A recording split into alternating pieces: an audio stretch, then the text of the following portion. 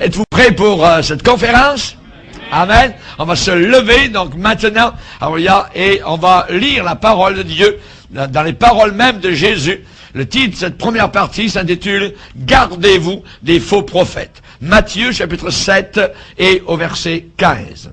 Matthieu, l'évangile de Matthieu, au chapitre 7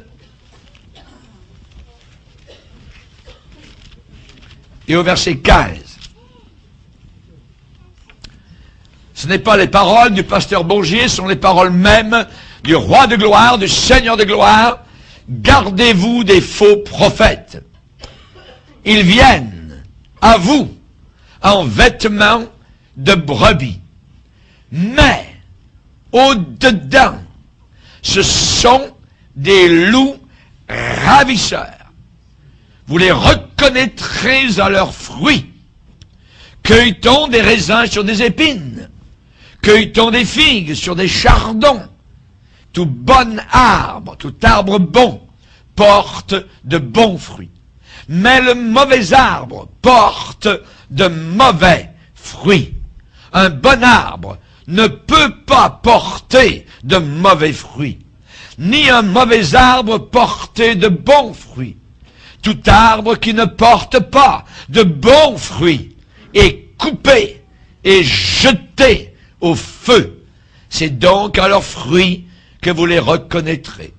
Ceux qui me disent « Seigneur, Seigneur » n'entreront pas tous dans le royaume des cieux, mais celui-là seul qui fait la volonté de mon Père qui est dans les cieux. Beaucoup de personnes me diront en ce jour-là « Seigneur, Seigneur, n'avons-nous pas prophétisé » notez le mot, « n'avons-nous pas prophétisé par ton nom? N'avons-nous pas chassé des démons par ton nom? N'avons-nous pas fait beaucoup de miracles par ton nom? Alors je leur dirai ouvertement, je ne vous ai jamais connus. Retirez-vous de moi, vous qui commettez l'iniquité.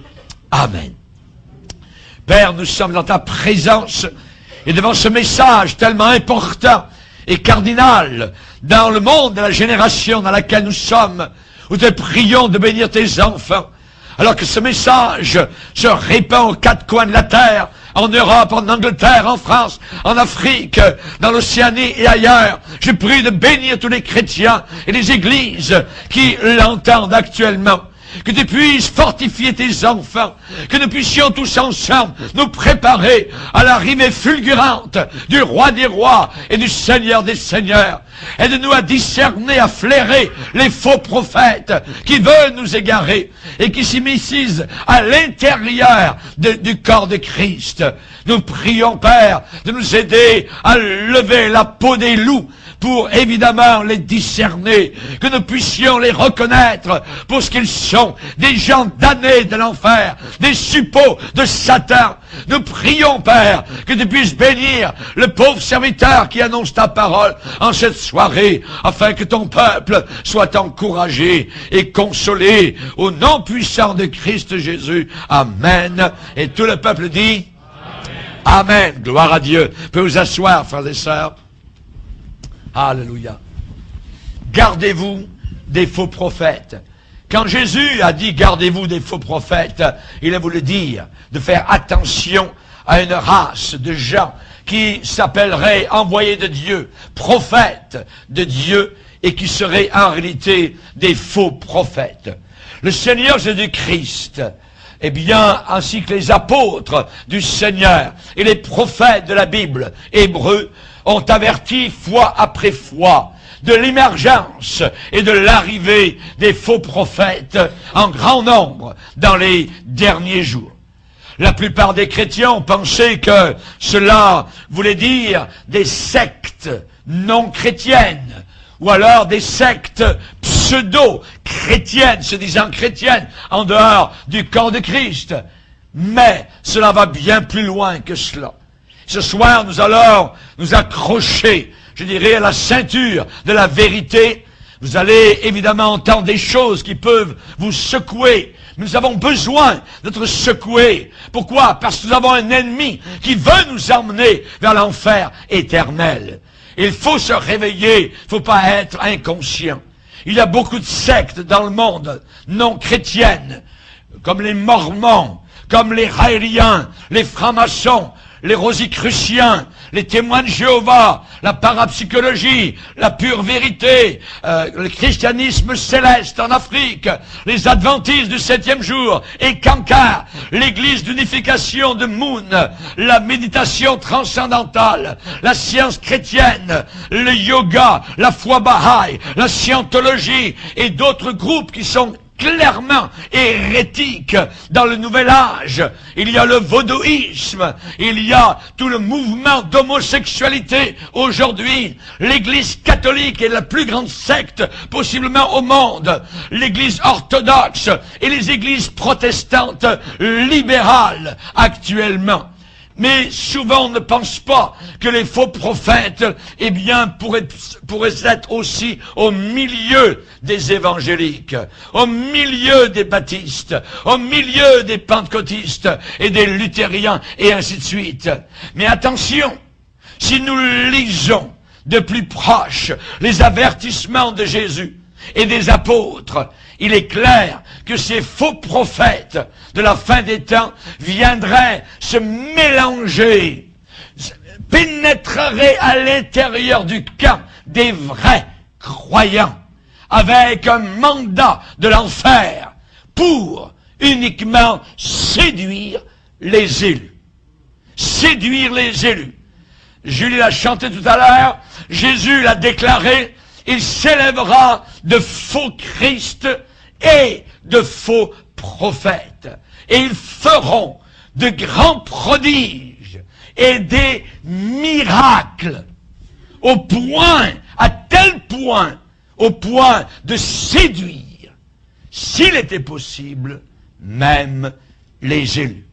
Exactement de la même manière que les faux prophètes ont égaré le peuple d'Israël dans l'Ancien Testament, comme Balaam, qui avait très bien commencé et qui est devenu un faux prophète, qui a donné le conseil au roi Balak d'amener ses plus belles femmes païennes à l'intérieur du camp d'Israël pour faire tomber le peuple de Dieu. Balaam est devenu, ce qu'il n'était pas auparavant, un faux prophète.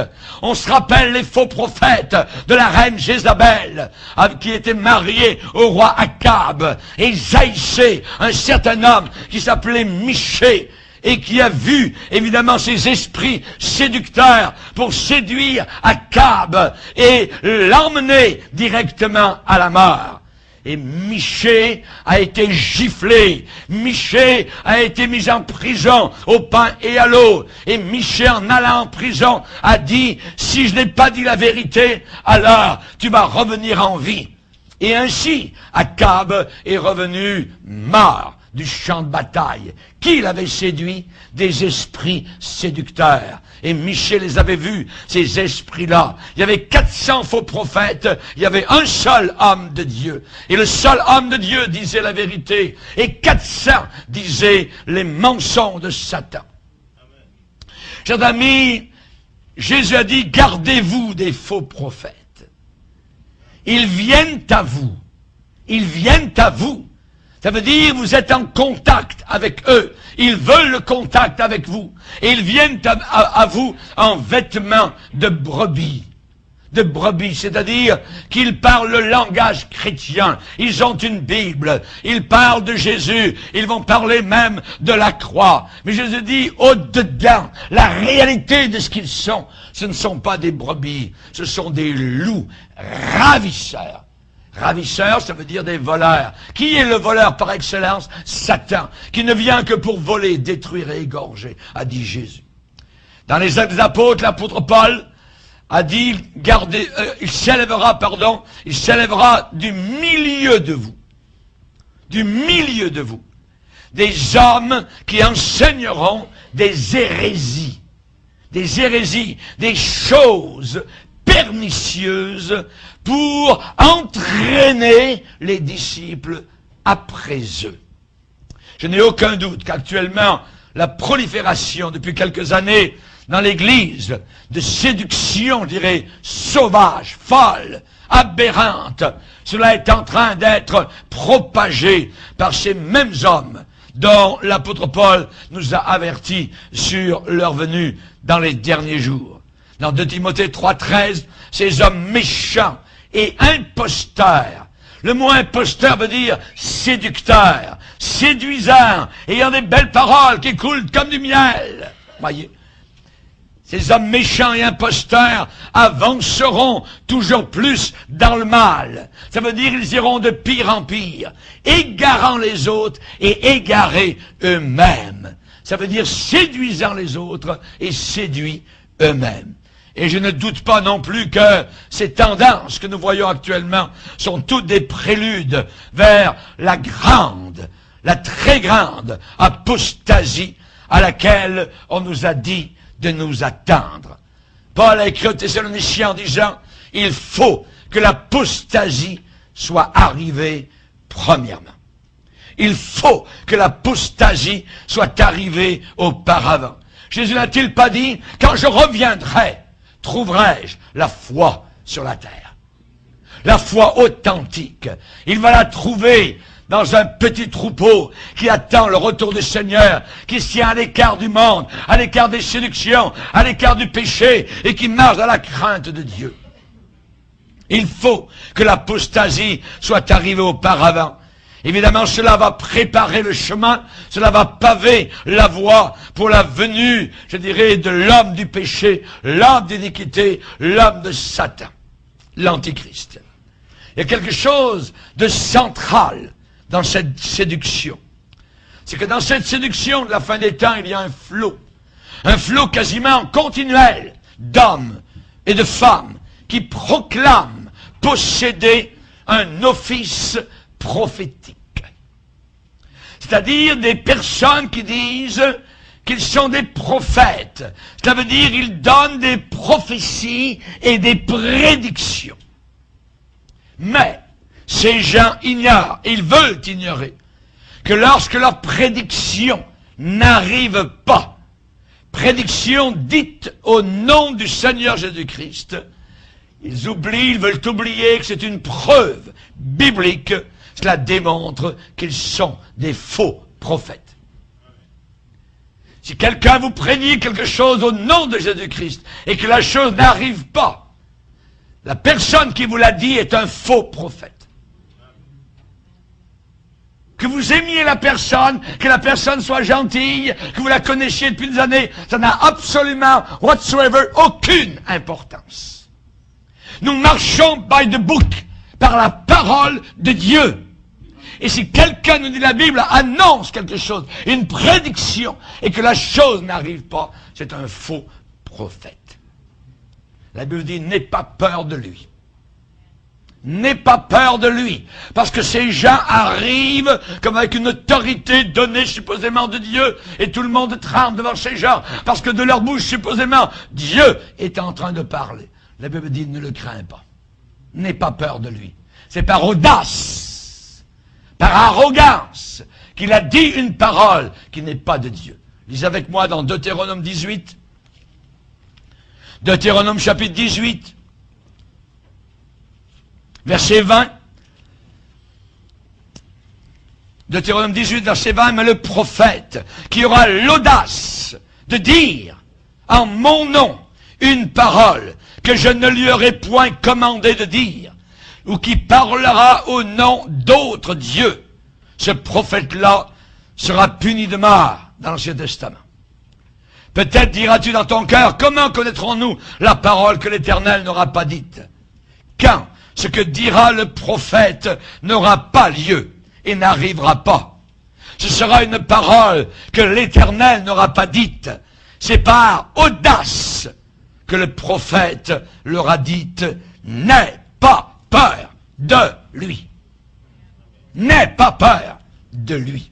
Gardez-vous des faux prophètes. Ils viennent avec vous en vêtements de brebis, ce sont des loups ravisseurs. J'aimerais vous dire ce soir que cette tendance va aller de pire en pire avant le retour de Jésus-Christ.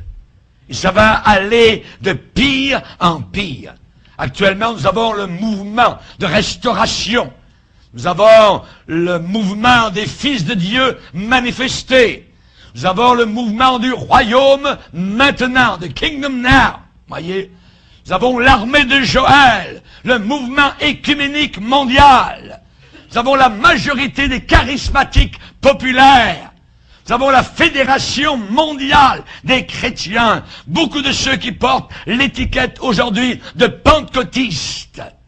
Même dans le mouvement évangélique non charismatique, il y a des influences par ces pseudo-reconstructeurs de la tente de David. Chers amis, et les gens écoutent de plus en plus la voix de ces gens-là, dont les prophéties se sont avérées fausses. La parole de Dieu nous assure que lorsque ces séductions vont arriver, les hommes et les femmes qui auront l'intelligence de Dieu, qui auront la compréhension du Seigneur, la sagesse, ces gens-là vont agir et vont donner de l'enseignement pour que beaucoup de personnes comprennent ce qui est en train d'arriver. Il est dit qu'Anania, du temps de Néhémie, avait une fidélité, une courage et une droiture. Et il était supérieur à ses frères par sa fidélité envers le Seigneur. Esdras, on nous dit que cet homme, la main de Dieu était sur sa vie. Simplement pour une simple raison. La Bible dit spécifiquement, la main de son Dieu était sur lui parce que Esdras avait appliqué son cœur à étudier et à mettre en pratique la parole de l'Éternel et à enseigner au milieu d'Israël les lois et les ordonnances. La Bible nous parle de l'esprit de l'Antichrist qui va être de plus en plus prévalent à la fin des temps. Et on nous dit en parlant de cela qu'il séduira par des flatteries les traîtres de l'Alliance. Les traîtres de l'Alliance. Nous ne voulons pas dans le corps de Christ des traîtres à l'Alliance accomplie dans le sang à la croix du Calvaire. Mais il y aura des traîtres. Jésus a dit, plusieurs se trahiront les uns les autres à la fin des temps. L'amour du plus grand nombre se refroidira. Et on nous dit qu'à la fin des temps, l'esprit de l'Antéchrist va séduire par des flatteries les traîtres de l'Alliance. Mais ceux du peuple qui connaîtront leur Dieu, agiront avec fermeté. Et les plus sages parmi eux donneront instruction à la multitude. Job 23, 11 et 12. Mon pied s'est attaché à ses pas. J'ai gardé sa voix et je ne m'en suis pas détourné. Je n'ai pas abandonné les commandements de ses lèvres. J'ai fait plier ma volonté aux paroles de sa bouche. Aux paroles de sa bouche. Aux gens, aux chrétiens, particulièrement de l'église de Philadelphie, le Seigneur va dire, parce que tu as gardé la parole de la persévérance en moi, je te garderai. Parce que tu as gardé, je te garderai. Aujourd'hui, beaucoup de chrétiens se fichent totalement de la doctrine, de l'enseignement, de ce que la Bible nous a donné. Des milliers de chrétiens sont morts au travers des siècles pour la doctrine. Parce qu'ils n'ont pas voulu se détacher de l'enseignement des Écritures. Mais à la fin des temps, beaucoup se disant chrétiens diront, ça n'a pas d'importance, ce que la doctrine veut dire, c'est l'amour le plus important. Naoum, chapitre 2, verset 2 nous dit, le destructeur marche contre toi. Alors, garde la forteresse. Veille sur ta route. Affermis tes reins et recueille toute ta force. Alléluia.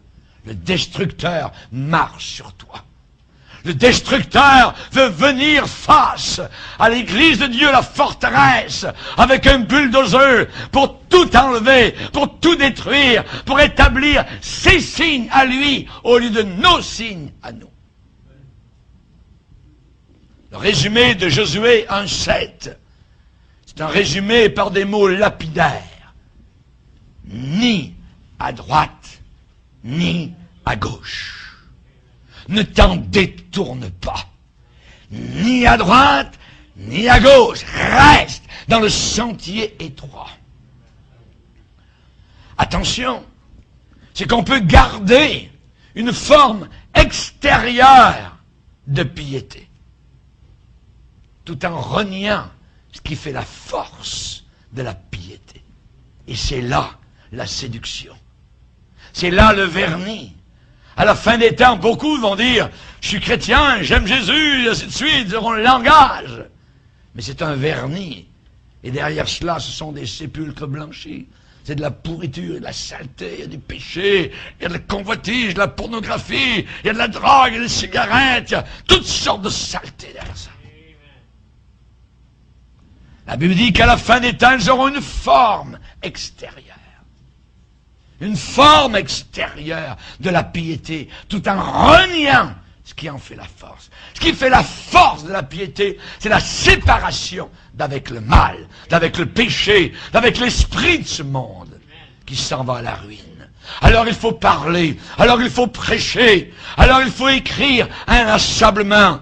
J'ai écrit 2 livres, et un de mes livres parle justement dans un chapitre que j'ai intitulé « Charismanie, tu frises la folie ». Tu frises la folie. Voyez, vous pouvez vous le procurer, il s'appelle « Bâti pour la tempête ». Nous avons aussi un message sur les esprits séducteurs de la fin des temps. Des gens qui sont conduits par des esprits démoniaques. Et la façon avec laquelle les séducteurs travaillent, c'est toujours avec des flatteries. Ils flattent, mais dans le bon sens du poil. Ils disent aux gens ce que les gens veulent dire. Mais un véritable homme de Dieu ne vous dit pas ce que vous voulez entendre. Il vous dit la vérité venant de Dieu. Parce qu'il est sous le mandat du Seigneur. Parce qu'un jour il est devant vous, mais un jour il sera devant le jugement, devant Christ. Il devra répondre. Les esprits séducteurs. Nous en avons un autre, le veau d'or moderne. Pendant 5 heures, j'ai enseigné sur ce qui se passe. Le diable est descendu vers vous. Un autre, sola scriptura, uniquement les Écritures. Le thème de la réforme de Martin Luther. Le succès du ministère à leurs yeux, c'est d'avoir du monde, c'est tout. D'avoir des foules, des chaises remplies. Nous ne cherchons pas à avoir des chaises remplies. Nous cherchons à avoir des cœurs remplis de la parole de Dieu. Alléluia. Le mysticisme catholique qui rentre à l'intérieur du camp évangélique actuellement, et l'universalisme qui est direction vers l'abîme. L'universalisme, ça veut dire que, eh bien, tout le monde va être sauvé finalement. Ce que Billy Graham enseigne. Le croiriez-vous, un homme de Dieu qui a prêché l'évangile aujourd'hui, il croit que tout le monde va aller au ciel sans passer par Jésus, et que finalement même les musulmans seront sauvés. Et il dit bien, même s'ils ne croient pas à Jésus-Christ. On appelle ça un faux prophète. Pourquoi? Parce que je suis obligé de le dire. Parce que la Bible dit, il n'y a pas d'autre manière pour aller au ciel. Jésus dit, il n'y a de salut en aucun autre.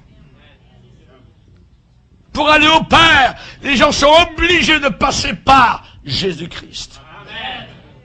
Allah ferme la porte du ciel. Bouddha ferme la porte du ciel. Marie ferme la porte du ciel. Il n'y a que Jésus-Christ. C'est étroit, c'est resserré, c'est exclusif, mais c'est la vérité.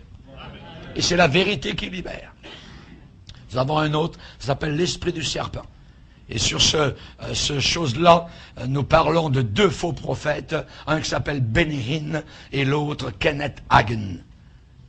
Et là, vous avez le détail de tous ces faux prophètes et de ce qu'ils enseignent. Parce que quand on entre dans ce domaine-là, on ne peut pas tout dire. Il y a tellement et tellement de choses. Mais une fois que vous en avez vu 2, vous avez tous vu et vous savez à quoi vous attendre. Chers amis, le destructeur marche contre toi. Garde la forteresse. Veille sur ta route. Affermis tes reins. Recueille toute ta force. C'est le temps de se battre actuellement. Ne gardons pas uniquement une forme extérieure de piété. Il faut en avoir l'intérieur, la véracité. Alors il faut informer le peuple de Dieu. Il faut avertir le peuple de Dieu. Il faut exhorter le peuple de Dieu. il faut dénoncer le compromis, au risque de se faire mal voir. On fait cela dignement, on fait cela fermement, on fait cela sans violence. On sait que Michée, face à 400 faux prophètes, eh bien, le roi Akab a dit à l'autre roi qui était avec lui, « Je le hais. Je le hais parce qu'il ne dit jamais rien de bon sur moi. » Et nous ne pouvons pas dire du bien de gens qui sont contre Dieu. C'est impossible. Nous sommes obligés, forcés par la force des choses, à dénoncer le péché. Jésus a dit lui-même, ils m'ont haï sans cause. Et vous serez haïs de tous à cause de mon nom, a dit Jésus. Vous serez haïs de tous à cause de mon nom, à cause de la croix. Et il faut s'attendre à cela. Chers amis, du temps d'Amos, qui est un véritable homme de Dieu, on lui a dit, le pays ne peut pas supporter toutes tes paroles. Va-t'en! Va-t'en! Le pays ne peut pas supporter toutes tes paroles. Ne prophétise pas contre Israël. Ne parle pas contre la maison d'Isaac. Haïs de tous à cause de mon nom. Lorsque devant le péché, tout le monde se tait, celui qui ose parler pour dénoncer le mal passe pour un perturbateur. C'est arrivé à Élie, voyez. Le roi Akab lui a dit, c'est toi Élie, c'est toi qui troubles Israël. Et Élie a répondu, non, c'est pas moi qui trouble Israël, mais c'est toi, parce que vous êtes éloigné de Dieu. Chers amis, être un vrai pasteur, ayant à cœur les brebis du Seigneur. Nous ne sommes pas des gens motivés par l'argent. Nous ne sommes pas des gens motivés par la jalousie ou par une colère impie ou un orgueil pour l'élévation de soi. Non. Nous sommes là pour aider à protéger le troupeau de Dieu. Le mandat d'un pasteur est double. Ça commence par paix. Premièrement, paître les brebis du Seigneur. Les nourrir. Que de téléphones je reçois des quatre coins de la province en me disant, pasteur, où est-ce que je pourrais aller pour recevoir de la nourriture? Là où je suis, on ne nous nourrit plus. On ne nous nourrit plus. C'est terrible ce qui se passe. C'est la famine prédite à la fin des temps. Famine d'entendre la parole de Dieu. Prions pour ces frères et sœurs qui ressentent cette famine spirituelle. Et le vrai pasteur est là pour ensuite non seulement paître le troupeau, mais deuxièmement protéger le troupeau. Protéger le troupeau. Et s'il s'infiltre à l'intérieur du troupeau une vipère ou un loup avec un vêtement de brebis sur lui, le pasteur va comme David attaquer le lion et l'ours pour le dénoncer, le dévoiler et qu'il sorte. Paître et protéger. Voilà les deux choses demandées par le Seigneur. Que d'autres personnes puissent savoir ce qui est en train d'arriver. Et je veux donner le matériel dont vous avez besoin pour discerner, pour repousser les séductions et les loups dévorants qui détruisent. Détruisent les familles, détruisent les foyers, détruisent les églises. Nous allons voir un premier vidéo maintenant.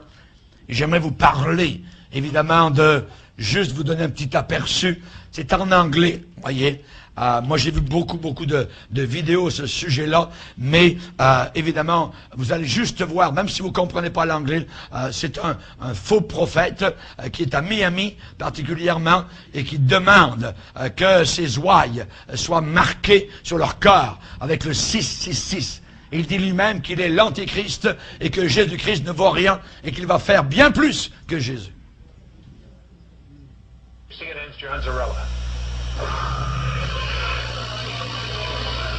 in a tattoo parlor on trendy South Beach. C'est à Miami. Et ceux qui font partie il y a des centaines d'églises qui font partie. C'est un monsieur qui est latino-américain.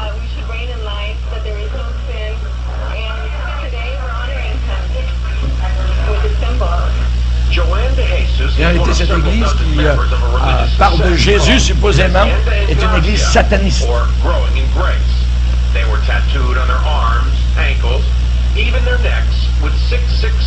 La marque de l'Antéchrist, supposément de l'esprit de l'Antéchrist.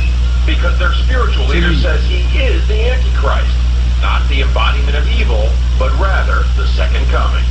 666, Antichrist means do not put your eyes on Jesus Christ of Nazareth. Put it in Jesus after the cross. And that's you. That's me. Andy says the word Antichrist is a bad translation of a word that actually means the new Christ, the second coming. Ce sont des démons qui parlent au travers de sa bouche, littéralement. Founded the sect 20 years ago in a warehouse outside Miami. You receive it, you accept it, you confess it, and he's done it to you.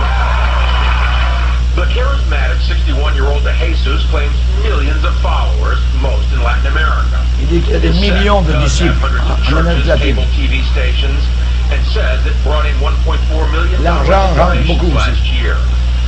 1 million en un an de dollars. In the United States. In an interview with us in September, he declared, I do greater things than Jesus of Nazareth. Much greater. Bien plus grand que Jésus de Nazareth. Saints, Triple S. De Jesus says those expecting the second coming of Christ on a cloud with angels have misinterpreted what Jesus himself said. He said it. You won't see me anymore because you will come in another body, which is me, and he's in their head. C'est lui qui remplace Jésus. Ça, c'est juste un parmi d'autres, voyez. Et j'aimerais vous dire qu'ils viennent gentils, avec un beau sourire, ils sont des gens, ça s'en est d'autres, voyez. Un autre petit bout.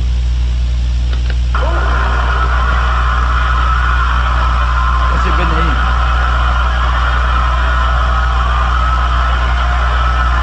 Il n'est pas capable de tenir debout, il est tellement ivre de l'esprit qu'il tombe tout le temps par terre.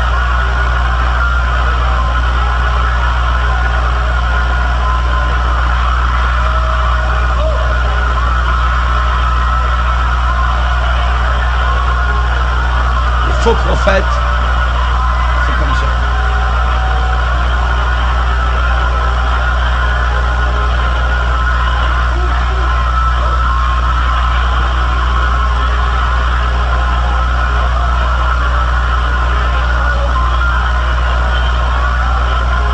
Ça, c'est Benaïm.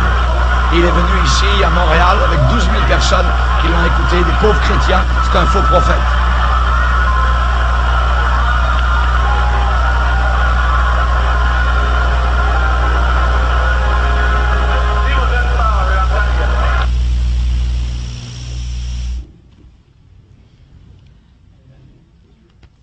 C'est bon pour maintenant. C'est juste pour vous donner la manière, l'esprit dans lequel toutes ces choses se passent. C'est beaucoup de monde, c'est beaucoup de free-for-all, un esprit de party. Il n'y a pas évidemment le sérieux de la parole de Dieu. Christ n'est pas glorifié. Évidemment, Satan a beaucoup de temps, je dirais, pour séduire ces personnes qui croient évidemment donc à toutes ces choses-là. Vous voyez, la raison pour laquelle évidemment que nous devons évidemment ne pas nous taire. Le Seigneur lui-même a dit à l'apôtre Paul, parle et ne te tais pas. Dénonce, qu'on soit cru ou pas cru, l'important est d'avertir. Si vous avez quelqu'un qui arrive sur une route et que il a vu que là-bas la route est terminée, il y a, je dirais, un précipice, il y a eu des pluies torrentielles, qu'est-ce qu'il va faire? Il va se mettre devant pour dire aux autres voitures de ne pas aller plus loin parce qu'il n'y a plus de route. Et ce que nous faisons, c'est d'avertir, voyez, d'avertir parce que la route, c'est l'enfer. Cette route mène directement vers l'enfer éternel. Chers amis, comme Israël, l'Église a toujours eu de faux prophètes. L'Église a toujours eu de faux prophètes. Et depuis l'Église primitive, nous n'avons jamais cependant été témoins d'autant de manifestations d'hérésie abominables. d'hérésie. Une hérésie, c'est une fausse doctrine. Et en plus, ces gens-là sont paradés sous nos yeux, l'un après l'autre, sur ce qui se présente comme étant la télévision chrétienne. Vous pouvez écouter Bénéine tous les matins à la télévision chrétienne. Et des milliers de chrétiens, de pasteurs, peut-être votre pasteur l'écoute. Voyez, c'est abominable. Vous savez, les Robert Schuller, les Kenneth Hagin, les Kenneth Copeland, et on va en citer d'autres tout à l'heure. Vous allez voir, c'est abominable. Et beaucoup de chrétiens sont accrochés à ces ministères qui ne sont pas de Dieu. Chers amis, les temps sont très difficiles. Les temps sont perfides, traîtres. Nous devons nous réjouir que Jésus-Christ est sur le point de revenir. À n'importe quel instant. Jésus a dit quand l'abomination sera établie en lieu saint, que celui qui lit fasse attention. Celui qui lit la Bible, évidemment. Fasse attention. Prenne bien garde. Voyez. Et un des signes de son retour imminent, c'est la multitude, je dirais incroyable, ces faux prophètes qui séduisent les élus. Un autre signe de son retour, c'est que la Bible déclare, dans Ésaïe 28, en ce jour, l'Éternel des armées sera une force pour ceux qui repoussent l'ennemi jusque dans ses portes. Ceux qui repoussent l'ennemi jusque dans ses portes. Soyons comme les Béréens. La Bible dit qu'ils étaient plus nobles. Ils avaient des sentiments plus nobles que ceux de Thessalonique. Parce qu'ils examinaient chaque jour les Écritures pour savoir si ce qu'on leur disait était exact. Nous allons voir durant cette conférence que le point de check-up pour vérifier si ce qu'on nous dit est vrai ou pas, c'est la Bible.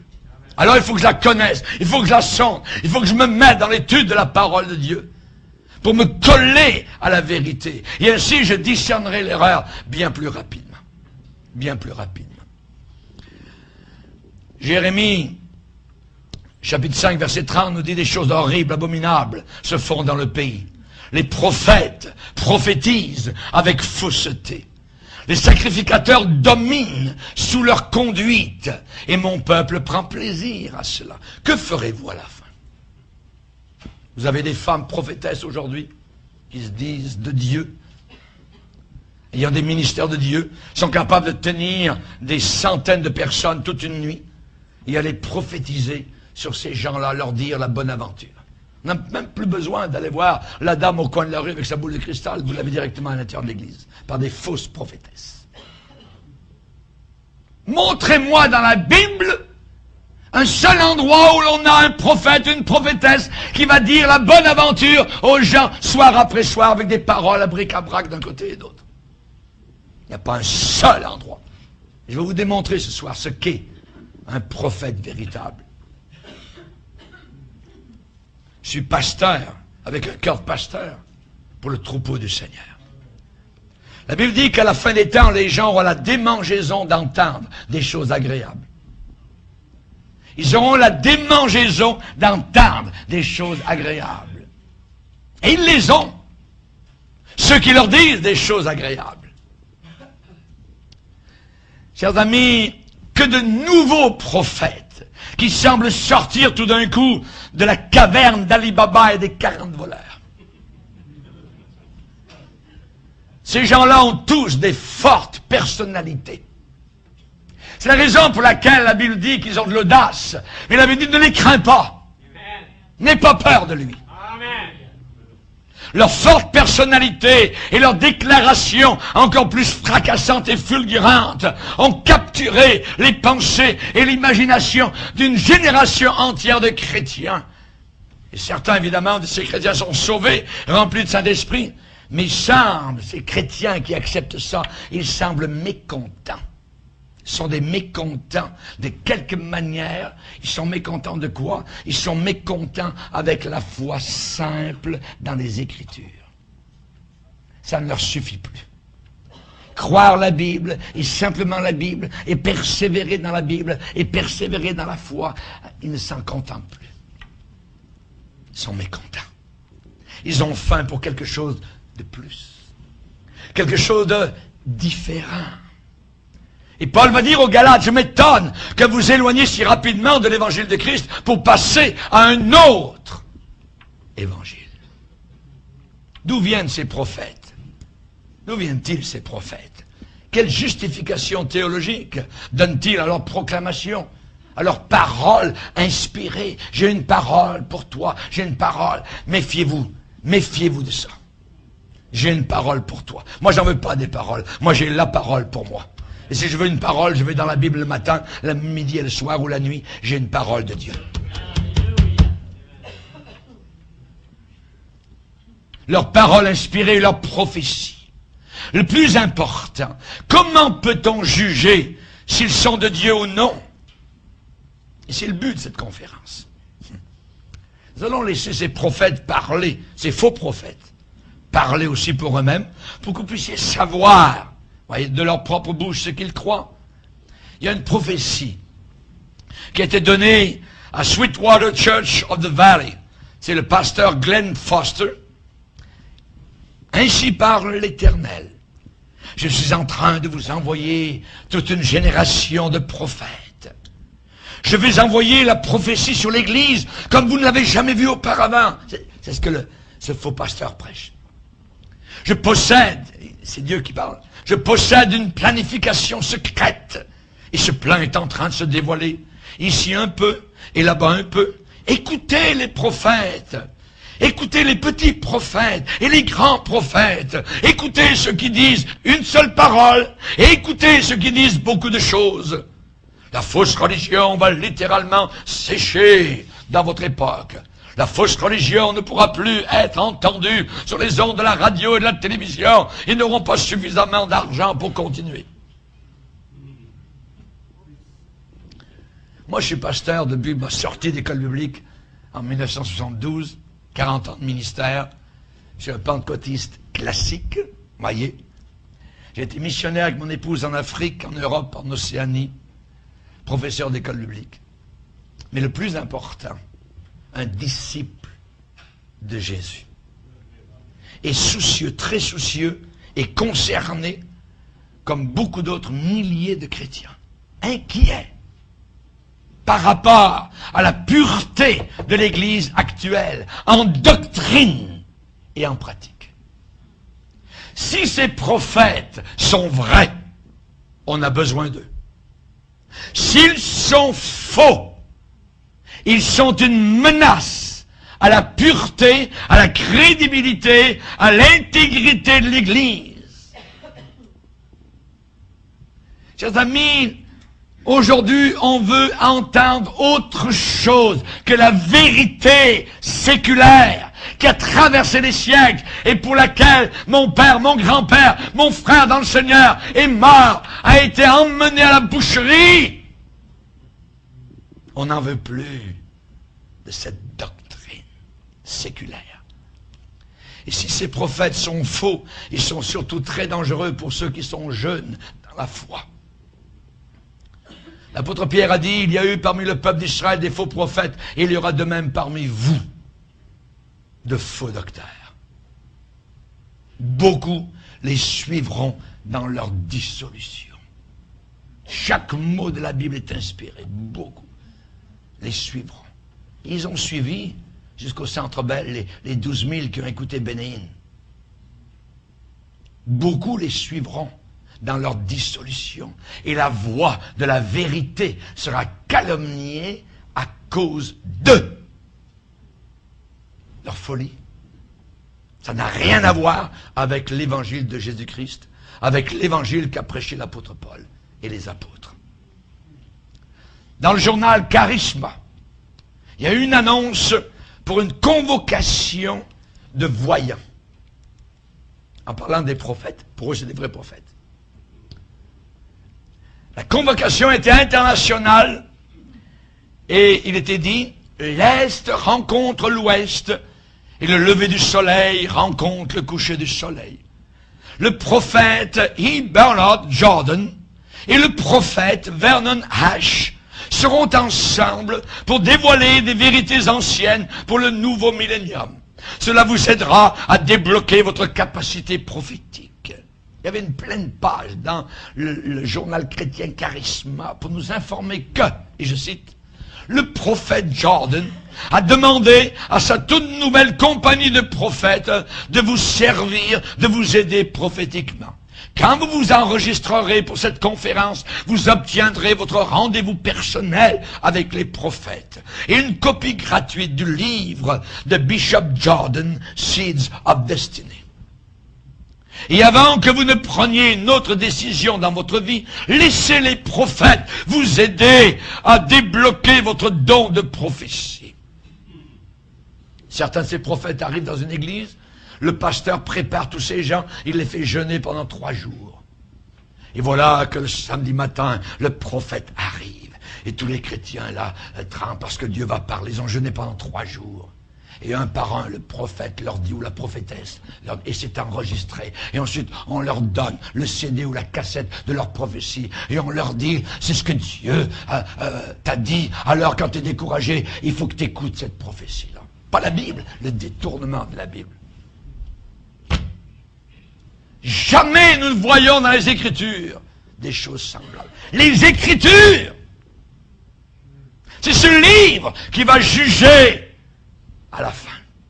Parce qu'on pense, parce que pasteur pense, pas parce que monsieur un tel qui dirige tel mouvement ou quoi que ce soit déclare, on s'en fout complètement. C'est la parole de Dieu qui est importante. Nous avons même actuellement, imaginez, des écoles de prophètes à Kansas City pour apprendre à prophétiser, pour apprendre. Ouais.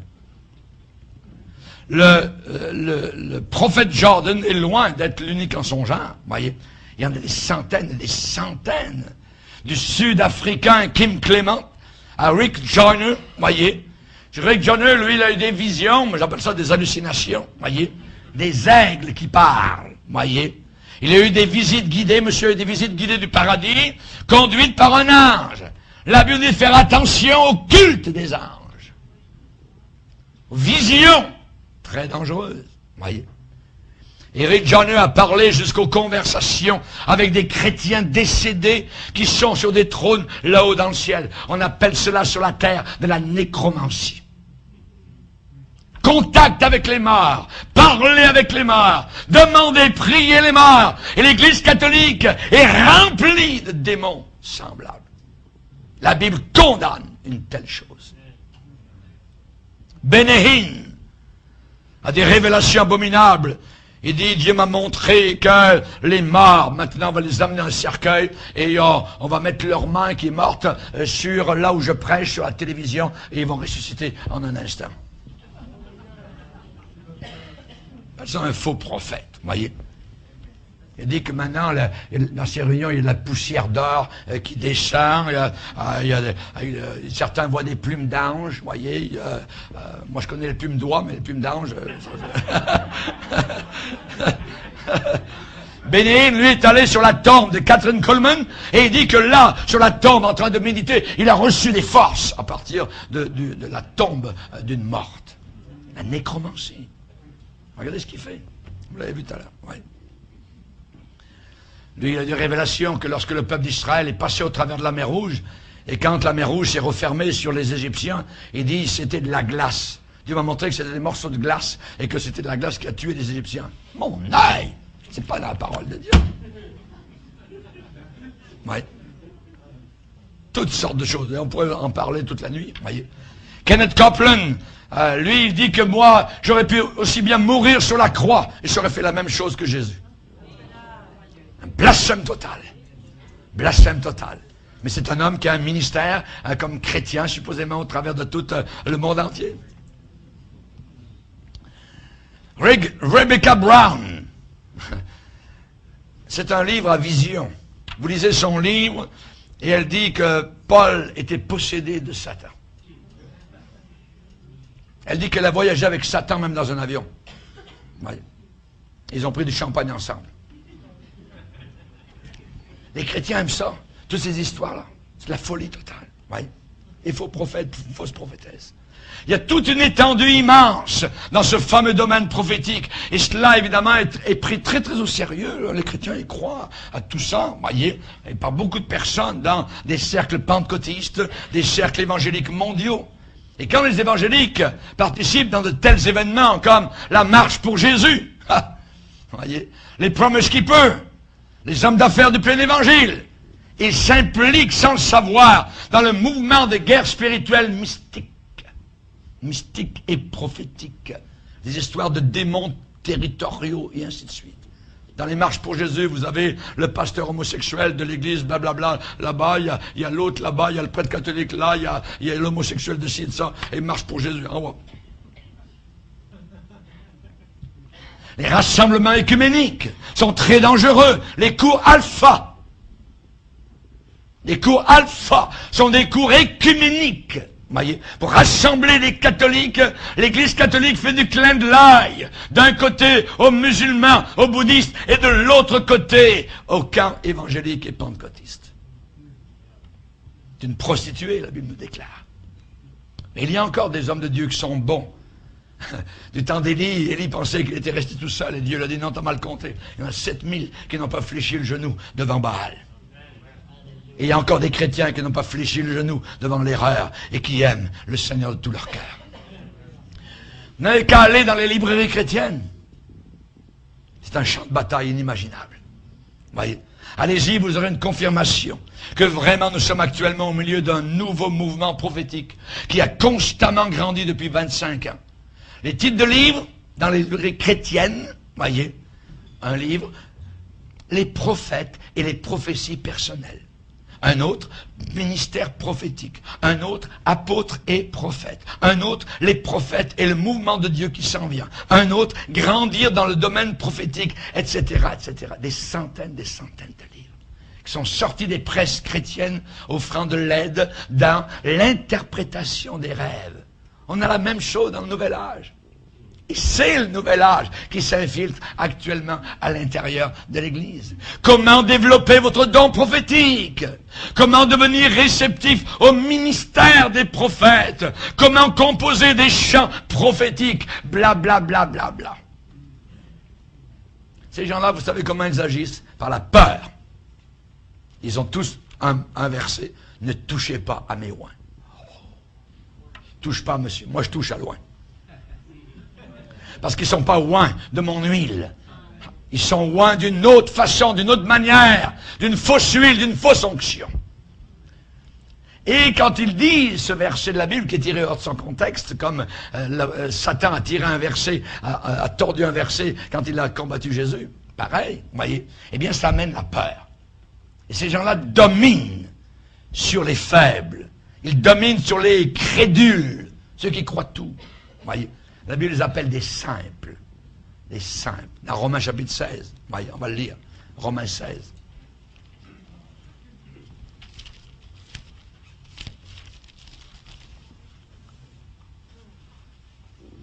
Romains 16. Verset 17, je vous exhorte, frères, à prendre garde à ceux qui causent des divisions et des scandales, au préjudice de l'enseignement que vous avez reçu. C'est très important, au préjudice de l'enseignement que vous avez reçu. C'est-à-dire, ils ne sont pas dans l'enseignement que nous avons reçu depuis le début, depuis le premier siècle, depuis Jésus, depuis les apôtres. Au préjudice de l'enseignement que vous avez reçu. Éloignez-vous d'eux. Éloignez-vous d'eux. C'est le Saint-Esprit qui parle. Reste pas là.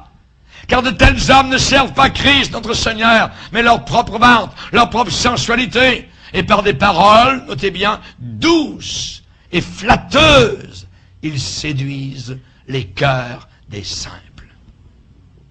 Par des paroles douces et flatteuses. Dieu m'a dit, Dieu m'a montré, tout ça. J'aime beaucoup le Seigneur, ça fait longtemps que je connais Dieu, tout ça, et ainsi de suite, et blablabla, oui. Chers amis, quand ils disent « Ne touchez pas à mes oins », ils ont d'autres. Si ça ne fait pas assez d'effet sur vous, ils vont dire « Attention, vous voulez désobéir à l'Esprit de Dieu, il pourrait vous arriver quelque chose de pire. » Rappelez-vous qu'Ananias et Saphira sont tombés morts dans l'Église. Parce que vous vous opposez au Saint-Esprit. Vous ne voulez pas rentrer dans le monde de l'Esprit, voyez. D'autres disent, ils ont une autre manière, ils disent « Dieu est plus grand que sa parole ». Rendez compte? Comment c'est séduisant? Dieu n'est pas plus grand que sa parole. C'est la parole de Dieu. Et le Saint-Esprit qui a composé ce livre n'ira jamais au-delà de cette parole-là, ou ne contredira jamais cette parole-là. Que l'homme ne sépare pas ce que Dieu a uni. Lui et sa parole sont unis pour toute l'éternité. Amen. Alléluia. Gloire au Seigneur. Mais voilà, c'est que les chrétiens aujourd'hui sont paresseux. Et les salles de prière sont vides. Et ils ne lisent pas leur Bible. Et ils ne connaissent pas. Ils ne savent pas se battre. Et leur épée est rouillée. Alors, quand le diable arrive, elle est dure à sortir. Ils ne savent pas comment se battre, ainsi de suite. Voyez, ils sont mal enseignés. Ils sont pas au bon endroit. Et toutes sortes de choses arrivent comme cela. Et le diable a tout un champ. Des milliers de personnes sont séduites et emmenées comme cela vers l'enfer éternel. C'est terrible. C'est terrible. Voyez. Mais quand un prophète arrive, oh! Là, tout le monde est là. Quand une fausse prophétesse arrive, ils veulent tous savoir leurs mots, leurs paroles, leurs CD, leur petite onction. Tu seras grand, tu iras par tout le monde, tu voyageras, blablabla. Mais ces faux prophètes ne vous disent jamais, tu souffriras pour le Seigneur, tu auras des difficultés, tu seras rejeté, tu seras haï, il faudra lutter contre le péché. Ils ne vous disent jamais ça. Flatteur, flatteur, flatteur. Des manipulateurs, voyez. Ils font jeûner les gens, voyez. Ça paraît beau, jeûner.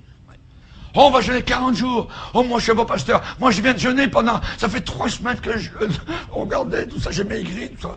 Ayez confiance en moi. Non. Pas plus confiance en toi. Ça veut rien dire. Voyez. Le jeûne d'Esther, le jeûne de ci, le jeûne de ça, voyez, dans le mysticisme, dans le catholicisme, il y en a qui ont jeûné toute leur vie, qui ont été dans les cellules, ça, et puis se levaient à 3 heures du matin, et puis ils mangeaient à peine, et puis ils flagellaient la chair, puis ainsi de suite, puis ça mène à rien. Ça mène à rien du tout, voyez.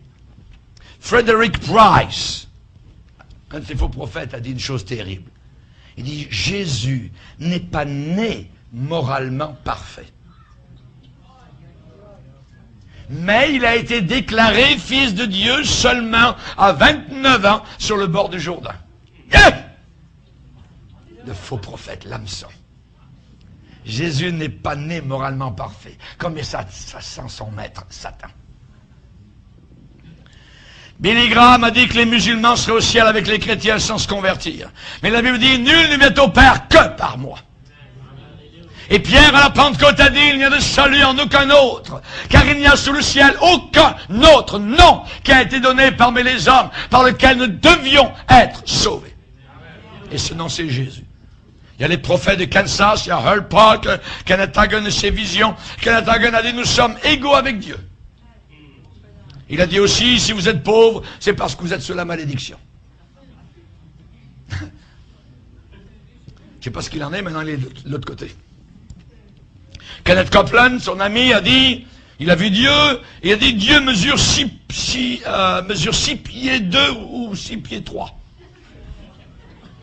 Ça, c'est Kenneth Copeland, vous voyez. Il a dit que Dieu pesait environ 200 livres.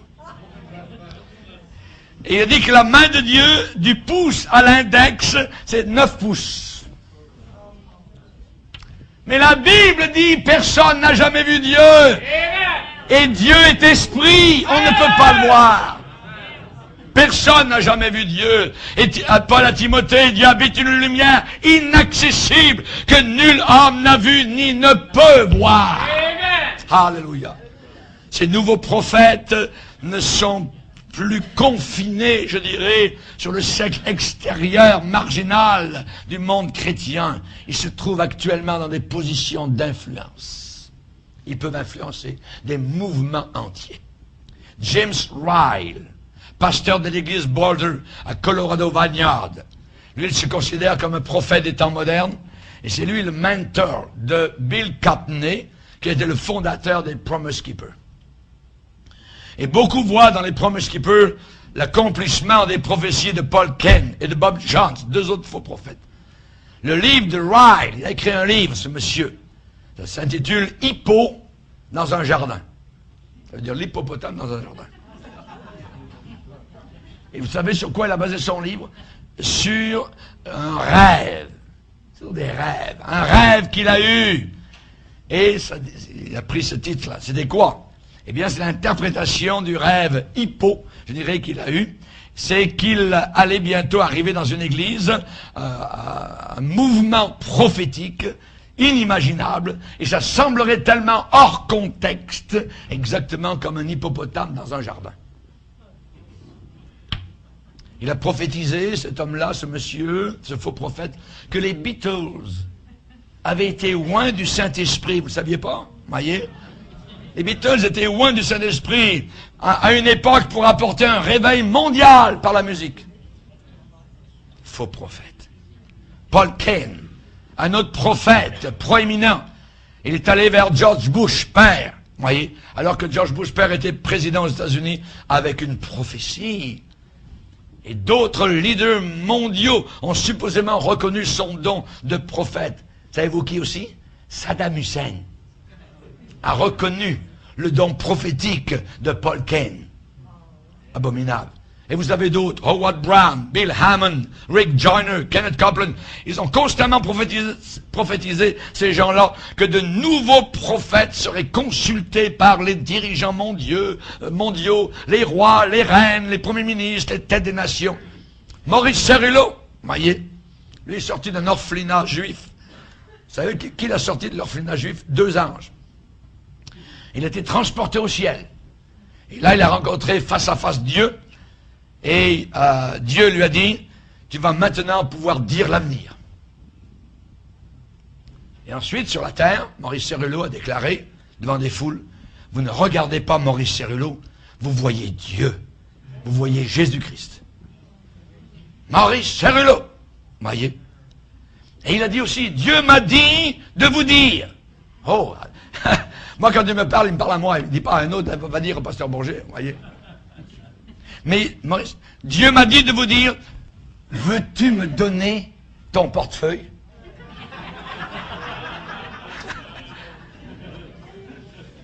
Veux-tu me donner ton portefeuille? C'est Dieu qui m'a dit. Imaginez, moi j'arrive ce soir devant vous, c'est bien, vous êtes venus, tout ça. Dieu m'a parlé, tout ça. Ça fait, depuis la dernière fois, j'ai jeûné, tout ça. Ça fait plus d'1 mois, ça fait 6 semaines qu'on s'est pas vu. Moi, je priais beaucoup pour cette rencontre-là. Puis le Saint-Esprit m'a parlé, tout ça. Puis il m'a dit, quand des gens vont venir, tout ça, puis tu as besoin d'argent pour ta mission, tout ça. Puis dis-leur, simplement, donnez-moi votre portefeuille.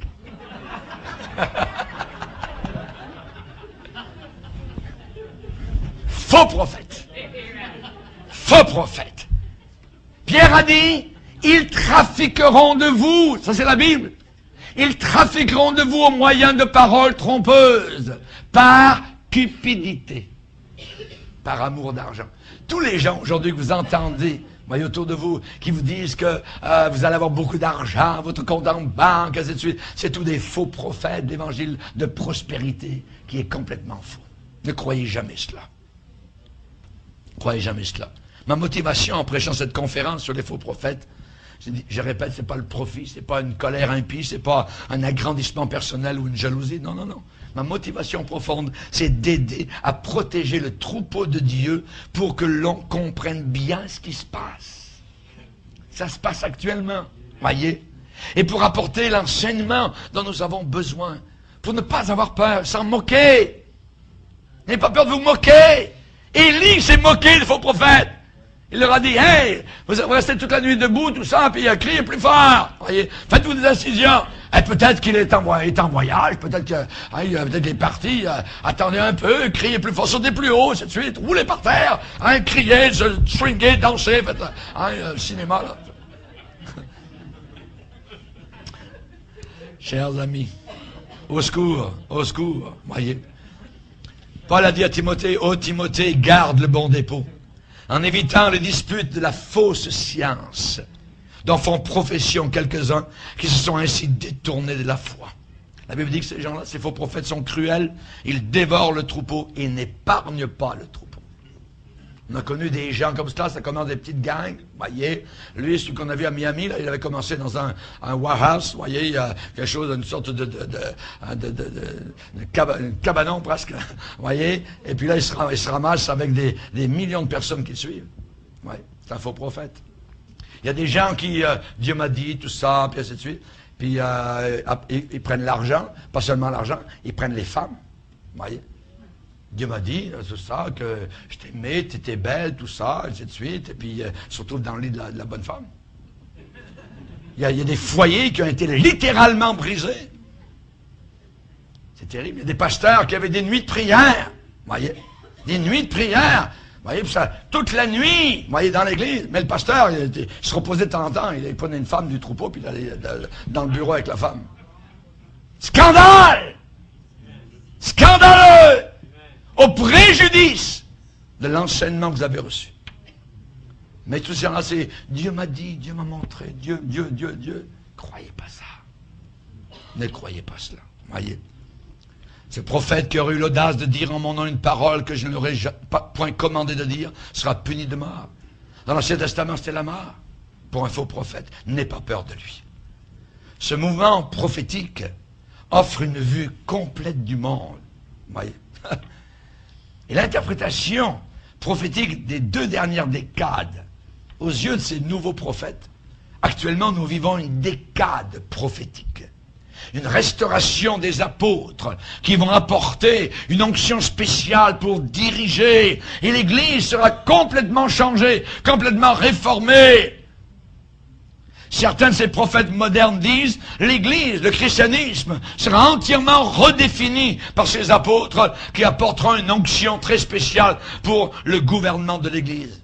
Bill Hannam, voyez, Hannam, qui est un faux prophète, dans son livre Prophets and Personal Prophecy, les prophètes et les prophéties personnelles, il déclare, et je cite, Jésus-Christ ne peut pas revenir tant que ses ministères dons n'auront pas amené l'Église à sa pleine maturité. Le pasteur, l'évangéliste, l'enseignant ont été jusqu'à présent les seuls reconnus comme actifs dans ce rôle. Mais maintenant, Jésus-Christ met en œuvre ses prophètes, ses apôtres dans les années 2000. Jésus est tout content et heureux à la pensée que bientôt ces prophètes seront aussi reconnus par l'Église. Dieu va susciter des milliers de prophètes. Faux prophètes. Pour être exact, il a dit le nombre que Dieu va susciter, 10 000. 10 000, selon une autre prophétie. Et cette nouvelle race de prophètes ne seront pas gênés de prendre sur eux le titre de prophète. Et vous avez aujourd'hui des annonces, prophète un tel et dans telle église, prophète un tel. Auparavant, c'était pasteur un tel ou évangéliste un tel. Voyez, mais on ne s'arrogeait pas ce nom-là parce qu'on savait très bien que dans le monde, ça voulait dire, c'était associé au prophète Bonaventure, ainsi de suite. Mais la Bonaventure, elle est rentrée dans l'église maintenant.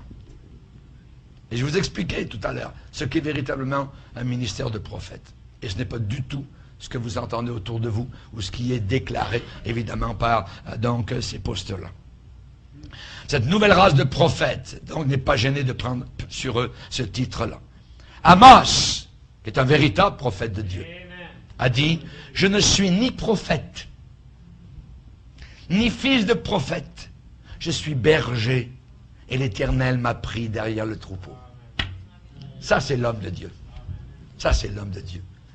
Pas de problème, tant que les standards pour vérifier et mesurer ce ministère sont gardés intacts, selon la description de Moïse, dans Deutéronome 13 et Deutéronome 18. On va lire, si vous voulez bien, dans Jérémie 23. Jérémie 23. Jérémie 23.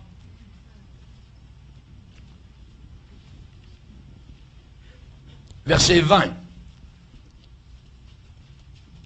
La colère de l'Éternel ne se calmera pas jusqu'à ce qu'il ait accompli, exécuté les desseins de son cœur. Vous le comprendrez dans la suite des temps. Et souvent, la suite des temps, ça parle de fin des temps. Vous le comprendrez dans la suite des temps. Je n'ai point envoyé ces prophètes, et ils ont couru. Je ne leur ai point parlé, et ils ont prophétisé. S'ils avaient assisté à mon conseil, ils auraient dû faire entendre mes paroles à mon peuple, et les faire revenir de leur mauvaise voie, de la méchanceté de leurs actions. Verset 25. J'ai entendu ce que disent les prophètes, qui prophétisent en mon nom le mensonge, disant, j'ai eu un songe, j'ai un rêve. Jusqu'à quand ces prophètes veulent-ils prophétiser le mensonge? Prophétiser la tromperie de leur cœur. Ils pensent faire oublier mon nom à mon peuple par les songes que chacun d'eux raconte à son prochain, comme leurs pères ont oublié mon nom pour Baal. Que le prophète qui a eu un songe raconte ce songe, et que celui qui a entendu ma parole rapporte fidèlement ma parole. Pourquoi mêler mêler, mélanger la paille au froment, dit l'Éternel. Ma parole n'est-elle pas comme un feu, dit l'Éternel, et comme un marteau qui brise le roc? C'est pourquoi, voici, dit l'Éternel, j'en veux aux prophètes qui se dérobent mes paroles l'un à l'autre. Chers amis, j'aimerais juste vous dire dans cette partie-là qu'il y a deux fossés désastreux à éviter. Il y a deux fossés désastreux à éviter. Un des fossés, c'est penser que les prophètes, le ministère de prophète, c'est terminé. Qu'il n'y en a plus. Ça, c'est un fossé à éviter. Il y en a encore. Des vrais. Voyez. Une idée fausse. Ceux qui croient que les dons du Saint-Esprit et les ministères du Saint-Esprit sont arrêtés et passés. C'est pas vrai. Ils ne sont pas arrêtés, ils ne sont pas passés. Mais évidemment, on sait que certains s'en servent pour leur propre compte. Pour leur propre compte. Et c'est malheureux, c'est très triste. C'est une position qu'on ne peut pas défendre. Donc certains pensent que c'est terminé. Et d'autres, voyez, l'autre extrême à éviter, c'est la crédulité. Croire tout. Croire tout, avaler tout. Alors que la Bible dit, éprouvez les esprits pour savoir s'ils sont de Dieu. Les Béréens éprouvaient l'esprit de Paul pour savoir si Paul était de Dieu. Comment? Par les Écritures. C'est toujours la base de l'Écriture. Voyez? Il me semble que c'est l'erreur la plus commune aujourd'hui. Et ceux qui sont sans aucune discrimination aujourd'hui, font pas attention, eh bien, ils embrassent tout le spectre, je dirais, de toutes les manifestations charismatiques et supposément du Saint-Esprit et du mysticisme. Voyez? Qu'aucun homme, dit Paul, sous une apparence d'humilité, hein, et par un culte des anges, hein, et par des visions, ne vous ravisse à son gré, donc le prix de la course. Amen. On va s'arrêter là pour maintenant. Alors il y a tellement de choses à dire. On va continuer tout à l'heure dans la